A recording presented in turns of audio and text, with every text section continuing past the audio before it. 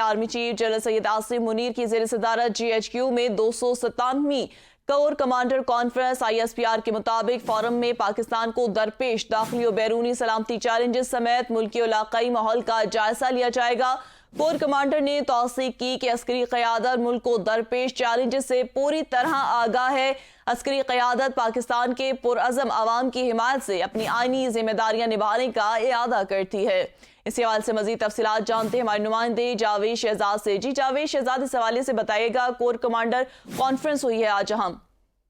जी बिल्कुल जी, chief of army staff general Asim Munir की सदारत में corps commander conference GHQ Rawalpindi में मुनक्कद हुई है, जिसमें तमाम कोर कमांडर्स और चीफ ऑफ आर्मी स्टाफ के जो प्रिंसिपल स्टाफ ऑफिसर्स हैं उन्होंने शिरकत की है। कोर कमांडर कॉन्फ्रेंस में पाकिस्तान को दरपेश बैरूनी और दाखिली सलामती के चैलेंजेस समेत मुल्की इलाकाई माहौल का और ताज़ा तरीन सूरत हाल का तमाम पहलुओं से जायजा लिया गया है। फोरम ने इस बात की तौसीक की है कि अस्करी क़यादत चैलेंजेस के मुकम्मल अदराक भी रखती है और वो पाकिस्तान की अवाम की हमायत के साथ आईनी जिम्मेदारियां निभाने के लिए भी अज़म है।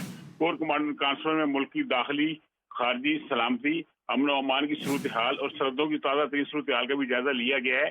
दहशत गर्दी के खिलाफ जारी ऑपरेशन पर भी इत्मीनान का इज़हार किया गया है और कोर कमांडर कॉन्फ्रेंस ने कहा है कि अमन व अमान के क़याम और इलाकाई सलामती और दहशत गर्दी के खात्मे के लिए पाक फौज पूरी तरह पुरअज़्म है। जी बहुत शुक्रिया जावेद शहजाद, हमें अपडेट कर रहे थे।